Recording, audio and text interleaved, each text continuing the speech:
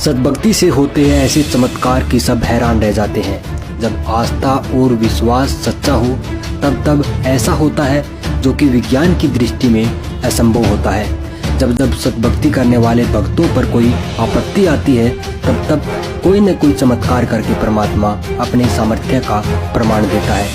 कबीर साहिब जी कहते हैं, मोको कहाँ ढूंढे रे बंदे, मोको कहाँ ढूंढे रे बंदे, मैं तो हूँ तेरे पास में, मैं तो हूँ विश्वास में। ऐसे ही विश्वास और भक्ति की शक्ति का प्रमाण हमें यहाँ पे देखने को मिला। भक्ति की शक्ति और विश्वास का एक ऐसा अजूबा देखने को मिला जिसे देख करके सब स्तब्ध रह गए। आखिर ये कैसे हुआ, ये कैसे हो सकता है?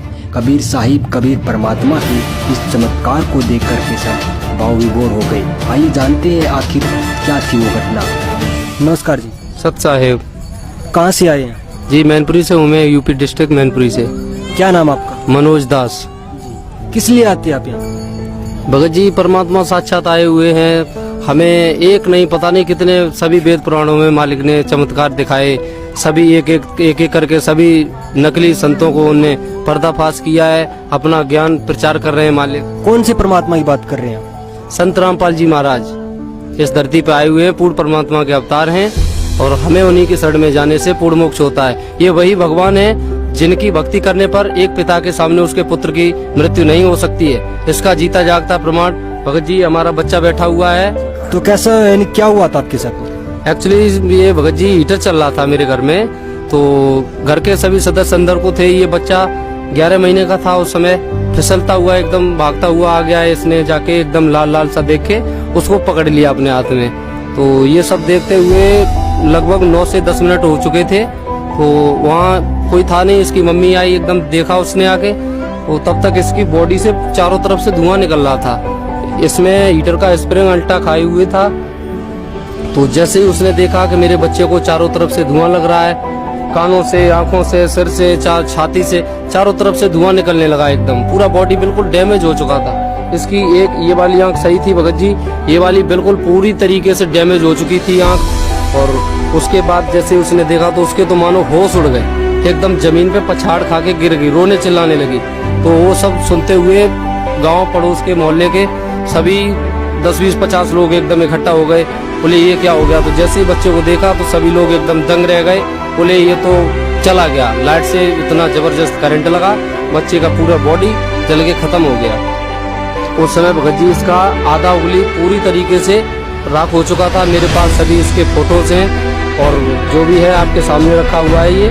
उसके बाद मैंने परमात्मा से जैसे ही मैंने इसे देखा जाके बच्चे को, तब तक ये पूरी तरीके से डेड हो चुका था। उसके बाद मैंने उठा करके इसे गुरुजी के शरण में ले गए। मालिक का चरणामृत दिया इस बच्चे को। तो जैसे गुरुजी का चरणामृत इसके मुंह में मैंने लगाया, एकदम ऐसे चहल करनी इसने की, कुछ हिला। हिलने के बाद मैंने पुनः परमात्मा को याद किया। मैं कि हे मालिक, अगर ये आत्मा मेरे बच्चे के रूप में भेजी आपने, तो इसे परमात्मा अगर मेरी भक्ति में कहीं कोई कमी नहीं है, मेरा अगर कोई भी नियम मर्यादा मैंने अगर खंडन नहीं किया है, तो मालिक मेरे पास पुनः भेज दें इसे। ऐसा कहते हुए मैंने उस दाता को याद किया। बंदी छोड़ने तुरंत आके मेरे बच्चे को जीवन दान दिया। भगत जी इससे बड़ा और कोई चमत्कार इस धरती पे नहीं कर सकता। ये सिर्फ पूर्ण परमात्मा संत रामपाल जी महाराज ही कर सकते हैं। जी हमारे साथ में देख सकते हैं कि आप वो बच्चा भी जिसको करंट लगा था, जबकि करंट लगने के बाद में ये तो एक बच्चा है। यदि इससे कोई बड़ा इंसान होता है तो उसकी भी एट द स्पॉट डेथ हो जाती है। और उन्होंने बताया कि 10 मिनट तक लगातार ये बिजली के करंट से चिपका रहा, जो हीटर की तार होती है वो इसके हाथों में यहाँ पे लग गई थी। और देख सकते हैं कि जो इसकी डॉक्टर्स ने एक उंगली जो है वो काट दी है। इन्होंने बताया कि इसकी जो उंगली है वो पूर्ण रूप से डैमेज हो चुकी थी। और इतना बड़ा जो हादसा देखकर कि सभी हैरान है कि इतना बड़ा हादसा होने के बाद भी इस बच्चे के साथ में, और ये बच्चा आज जिंदा कैसे है? जो आसपास के लोग थे आपके, जो गाँव के मोहल्ले के, तो उन्होंने इस बच्चे को देखने के, जैसे करंट लगा, करंट लगने के बाद में जो आसपास के लोग थे उन्होंने इस बच्चे के बारे में क्या कहा?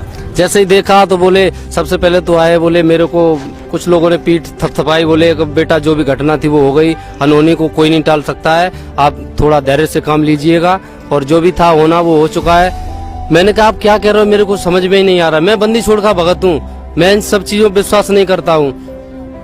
भले ही मेरा बच्चा मर गया, लेकिन मुझे अपने मालिक पे, अपने गुरुजी पे पूरा विश्वास है। मेरा बच्चा अभी 2 मिनट में ठीक हो जाएगा। आप कृपया मुझे 2 मिनट का समय दीजिए, मेरे बच्चे को एकांत में ले जाने दीजिए। ऐसा कहते हुए मैंने इस बच्चे को उस भीड़ में से निकाल करके और एक कमरे में अंदर ले गए जहाँ गुरुजी की चिन्हामत इसके मुंह में डाला जाके, वहाँ मैंने अपने गुरुजी के जो भी नियम मर्यादा दिए जाते मैंने किए जाके। उसके बाद मेरा बच्चा आपके सामने है। और इस सब को देखने के बाद जब भगत लोग आए और वैसे भी गांव से हमारे जो भी मोहल्ले से लोग थे जिन्होंने देखा बच्चा खत्म हो चुका था, अब वो एकदम बोले कि ये तो चमत्कार हो गया, भगवान की जय हो, भगवान की जय हो। और बोले कि ये तो मरा हुआ लौटा दिया, मरा हुआ लौटा दिया, इनके भक्ति संस्कार अच्छे हैं, ऐसे कहते हुए उन्हें गाँव वाले करने लगे। मैंने उनसे चेष्टा भी की, मैं कि आप एक बार सोचने की कोशिश करो, वो कौन है पूर्ण परमात्मा जिसकी भक्ति करने पर आज एक पिता के सामने पुत्र की मृत्यु नहीं हो रही है। भगत जी हम लोग देखते चले आ रहे हैं, एक पिता के सामने उसका जवान बेटा कोई फांसी खा रहा है, कोई जहर खा रहा है, आए दिन हत्याएं होती चली जा रही हैं। इन सबको रोकने के लिए इस धरती पर पूर्ण परमात्मा कबीर साहेब स्वयं प्रकट हो चुके हैं संत रामपाल जी महाराज के रूप में। उन्हें पहचानो और अपना मोक्ष कराओ। जी मैं तो सिर्फ यही कहूँगा कि यह दुनिया अनजान है, आज धरती पर भगवान है। यह दुनिया अनजान है, वेदों में प्रमाण है, कबीर साहेब भगवान है। अब इससे बड़ा और कुछ नहीं है, क्योंकि आपके सामने सभी संत रामपाल जी महाराज वेद शास्त्र रूबरू करा रहे हैं। अपनी आंखें खोलें, वेद शास्त्रों में सभी प्रमाण देखें और तत्पश्चात सद्भक्ति कर करके अपना मोक्ष मार्ग कराएं, मालिक की शरण में आएं, आपका पूर्ण कल्याण हो सकता है। यही वो संत हैं जो वास्तविकता से हमें परिचित करा